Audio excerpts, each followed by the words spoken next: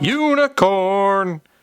Hey guys, welcome back to another diecast review. I've been looking to purchase this car for over a decade, and I finally got my hands on this one, which has never been out of the box. This is, of course, the 1998 Mercedes-Benz CLK-LM by AutoArt in 1/18 scale. This particular car is the one that competed in the 1998 24 Hours of Le Mans, which it did not fare so well in. It was driven by Klaus Ludwig, Bernd Schneider, and Mark Webber, who all drove the CLK-LM during the 1998 FIA GT Championship as well. A quick backstory to 1997, where AMG Mercedes debuted the CLK-GTR, which looks equally as awesome, but was fitted with a 6-liter V12 engine. That car won the 97 GT Championship, but did not compete in the 24 Hours of Le Mans.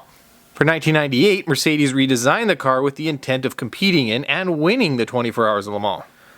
The main changes were to lower the nose quite significantly, which also allowed to have these radiator ducts which actually pass through the doors to the radiators themselves.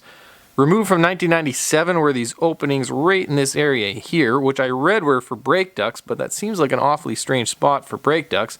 In any case, I also read that the roofline was lowered a little bit as well, but again, I cannot confirm. All of this meant a reduced frontal area and lower coefficient of drag, necessary for the high speeds of Le Mans. There are a few different versions of the CLK-GTR/CLK-LM in different liveries, as well as different manufacturers. For me, I was keen on getting one with the big D2 livery, as I think it looks the best. Typical of AutoArt models of this time frame, the doors and bodywork open up. To remove the nose section, you must first remove 2 tiny screws that are accessed from below. And once that's open up, you can see the limited detail for what's under the bodywork. Suspension parts are pretty generic plastic, but I do like the fact that you can see the orange cooling ducts right here. The doors swing open, which expose those radiator duct channels that I was talking about earlier right here. The seat is a fabric and it has soft seat belts for added realism. It is interesting to see how similar the interior is to that of a road car, but of course most will know that Mercedes and other teams were required to build 25 road cars to be able to compete in the GT1 class at the time. Removing the rear bodywork is a little bit delicate, as first you have to lift the front half and then slide it back to clear the exhaust pipes, like that. Now there is a little bit more detail in the back, which is nice, but I mean it's still nothing compared to today's standards of stuff. Suspension looks good. I like the different moldings of plastic, and I of course like the brake cooling ducts. Now there is a little bit of conflicting information on the internet, where some sources say the car had a 6-liter V8 and others say a 5-liter V8. Best to my knowledge, this was a 5-liter V8 that was a modified version of the engine used in the Sauber C9 and C11 that raced about 10 years earlier, now being naturally aspirated rather than turbocharged, of course.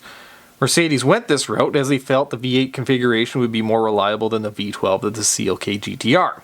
Unfortunately, that wasn't the case, as Mercedes retired both CLK-LMs at Le Mans with engine failure, which was caused by a failure of the water pump on both cars.